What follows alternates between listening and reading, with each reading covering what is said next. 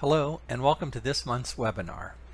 This is Gary Sams again, the Chief Wellness Officer for beBetter Health, and I'm really happy to be with you today to talk about an important topic for our personal well-being, resiliency.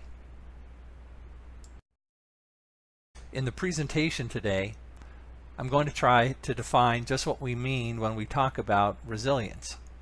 We're going to take a look at how life changes can impact our resiliency and health, and I even have a little quiz for you here in the next slide or two to see how well you handle change, because what we found is that change is an important component to the stress that we face in our life and how that can impact our overall resilience.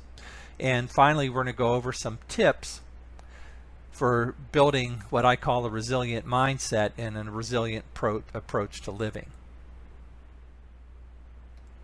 So let's talk a little bit about the definition of resilience. So I normally don't like to use Webster's dictionary in a presentation and provide an actual textbook definition, but I thought these two things set up our presentation pretty well in the topic. And so the first part of the definition is the capability of a strained body to recover its size and shape after deformation caused especially by compressive stress.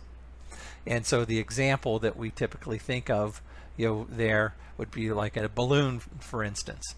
And if you squeeze a balloon and you don't squeeze it so hard that you burst it, when you let go of the balloon, it returns to the shape that it was originally. So you'd say that it's physically very resilient. It recovers. The second part of the definition is an ability to recover from or adjust easily to misfortune or change.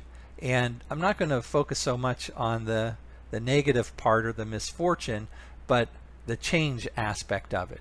The ability to recover from or adjust easily to change, because I think that's a real key when we're talking about the stress that we experience in life and the need for being more resilient today, because change is everywhere. And I put the little image there of the plant growing out of the crack in the brick, because I think that's kind of a nice analogy there, in that obviously this little plant's pretty resilient in that the seed fell not in a pot of good fresh organic potting soil. It fell in a crack in the brick, but yet it was able to adjust and recover and change, and it looks like it's thriving. So I mentioned a little quiz around change, and so let's sort of start with a little assessment here on how do you react to change. So I just want you to kind of in your mind check off if this statement applies to you or not. I generally resent change. I often feel anxious and insecure with change. I expect others to make the change. I reject change because it's too much trouble. I accept change but make the least possible adjustment to it. I try to consider the benefits of change. I look at change realistically and adjust my thinking to help me cope. I can often see change coming and recognize its impact and my reaction to it. So there's a number of different statements there, but my question to you is, did the last three, do you associate more completely and often with the last three or the first five? Because the last three, approaching change kind of from a positive perspective, a healthy attitude, as opposed to the previous ones where you're kind of feeling helpless and depressed. So important to kind of start by assessing where we are in our reaction to it. And that leads me to the next part of this presentation, and that is how can we build a resiliency and a resilient mindset to help address change and stress and so forth in our life. And this material, I'm going to use some material from a friend of mine, Dr. Richard Citron, and he wrote a book called The Resiliency Advantage: Stop Managing Stress and Find Your Resilience. And I really like something that he said in kind of the introduction and the opening of the book. And he said, for 70 years, psychologists, wellness experts, and physicians have been teaching people that they can manage the stress in their lives. They have been wrong. Over the past 15 years, there have been a revolution in how business, people, communities, even governments address challenge and adversity, stress, if you will. Their goal has shifted from trying to manage these events to instead recognizing that we have to build resilient systems that help us prepare for them, navigate through them in real time, and bounce back, from the impact of them. And so he's really talking about the resiliency movement. And that movement admits the fact that we can't always keep bad things from happening, and that we must develop strategies that help us learn from the challenges, not be victimized by them. So I really like kind of that approach, because we've talked about stress management a lot. Even in some of our programs, we have some stress management programs, and it's not that they don't have value and it's not useful to practice those techniques, but at the same time, maybe we need to look beyond that as well to this idea of being resilient and building a resilient mindset to serve us no matter what the situation or circumstance is. And so Richard, he's come up with 3 key aspects about resiliency, and I've listed them here. The first one, hardiness and preparation, successfully navigating events in real time, and then bounce back strategies. So I'm going to give just a few points on each one of those main kind of principles, if you will. And the first one, when it comes to the preparation, the hardiness factor, we really need to become stronger, physically, mentally, emotionally, spiritually. So that's the preparation aspect of this, our own hardiness, if you will. How can we build that? And so some of the comments that he has in that regard is, life is stressful, as we've said. The stronger we are mentally, physically, emotionally, the better able we are to confront the routine as well as the unpredictable stressors we face in our life. So building ourselves up physically, we talk about that a lot in our programs. That's through fitness and nutrition and so forth. That's certainly a key component, but we also have to build ourselves up, our mental strength, our emotional health, all of those other things as well.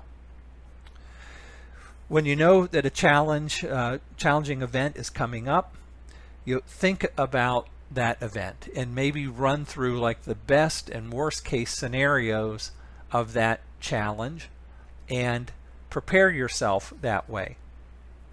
It's really important, though, as you think about it, that you don't focus on the negative.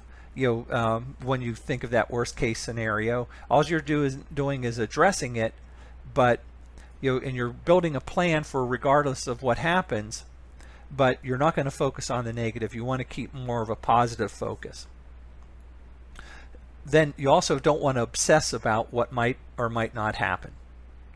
So once you've gone through that process, let it go. So you don't want to again be obsessive with the planning process. In regard to the second aspect of the resilient mindset and the mechanisms for building resiliency, it's the navigation phase. And there's several tips about the navigation part of it, but one of the most important is the idea of being mindful or mindfulness. And we hear that concept a lot more today, this notion of mindfulness. And from my perspective, mindfulness is really awareness and being present in the moment, most of us, myself included, it seems we're everywhere except where we are at that moment. We're either ahead of ourselves thinking about what's coming up next, or behind ourselves thinking about the past, and or somewhere in between, but we're hardly ever really present in the moment. So some ideas to help address that: focus on a single task. Research has shown that our efficiency drops significantly when we try to do more than one thing at a time. So we know we're not supposed to text and drive. That's against the law, but it's an example of trying to do two things at once and the negative consequences that can happen from that. We'll be using our phone and eating dinner. All these do multitasking. That's not the way to build resiliency and to be mindful.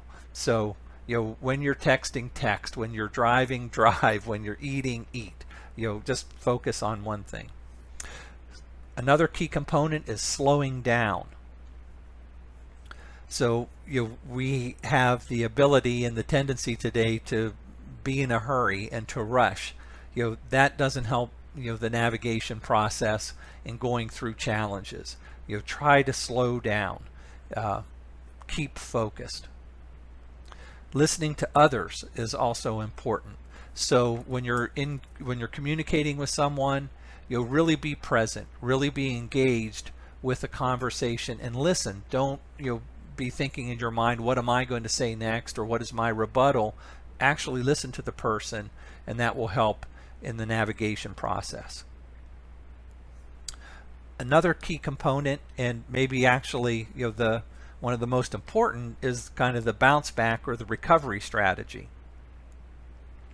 And this is our ability to confront challenge and confront issues, and even if they're negative ones, to kind of pick ourselves up and to carry on and to move forward positively. So some tips in that regard: notice what happened. So think through the exchange or the challenge that you faced and really pay attention to what your response was to it. How did you react? What was the good? What was the bad? Kind of do a little assessment there. Focus on your successes, however. So once you've done that, you've reviewed, really think about what was helpful and what you learned and what the success was from the encounter. Talk about it. That's the importance of connection that we were talking about. It's really important to communicate. And so you think, well, I shouldn't vent, or I'm just venting. That's not a good thing. Well, in reality, it is a good thing when it comes to building a resilient mindset and strengthening yourselves. Talking something out, getting it over with, getting it out of your system really is important. And finally, the concept of rest. When we think of recovery and our ability to bounce back, if we're fatigued, we're not able to do that as effectively and efficiently as we should be able to. So we need to give ourselves rest, and we need to be mindful of the fact that, just like when we were talking about our sleep presentation, that's an important component of well-being, our ability to kind of restore ourselves through rest. So those are some of the things that Richard talks about again in his book, The Resiliency Advantage, and I wanted to pull out just a couple other tips for you to consider in that regard, just from some of the research and the reading that I was doing and preparing for this. So these are some points that really stood out to me. First, start with a strong foundation for living, the concept of taking care of yourself. So that preparation phase, if you will, just another way of saying it, trying to be at your best self, physically and mentally, emotionally, spiritually, all of those things. If you start there, and if you're well, then your ability to confront and deal and your ability to be resilient is so much better. Embrace change, because we know change is going to happen, and try to turn the anxiety that from change into excitement. I really, this is something I've been really trying to focus on when I'm going to be in a new situation or facing a challenge that's coming up, maybe a new situation of some kind that with work or even socially, and my natural response may be to be anxious about it. Well, I'm really trying to conscientiously turn and change the anxiety to excitement, and that little shift has really helped a lot. Keeping a sense of humor, always important. If we can laugh at ourselves and we can laugh at the situation, it really helps to diffuse the stress and to diffuse the anxiety and everything, the negative energy from it. So keeping a sense of humor is important. As I said, staying connected, family, friends, community, all of that is really important. There's been tons of studies that show that loneliness is a big health risk factor as tobacco use or not getting enough exercise or eating right. And when it comes to resiliency, that connection, that having the ability to have a friend or family member, someone that you can vent to, like we were talking about, talking it out, is really important. Take charge. I like to think of it as the idea of living your life as an arrow or a target. An arrow has direction, it's purposeful, it's moving to where you aim. On the other hand, if we see ourselves as kind of a target or the victim of life, boy, those are two completely different perspectives and positions. And I think when it comes to resiliency and being resilient, boy, it's much better to have a kind of a take charge attitude, live like the arrow in the direction that you're going. And finally, be grateful. Gratitude is such an important factor in our overall well-being. We've talked about it in a number of our different presentations, but being grateful is a great tip for building resilience. So this presentation went a little bit longer than some in the past, so I apologize for that, but hopefully there's some tips here that you can take away and help build your resiliency so that we're strong when we face life challenges, which we know we will, and we have an ability to address those challenges and changes as they come up. As always, appreciate your time and attention today. Be sure to fill out the little quiz at the end so that you get your credits for this session, and I look forward to talking with you next month.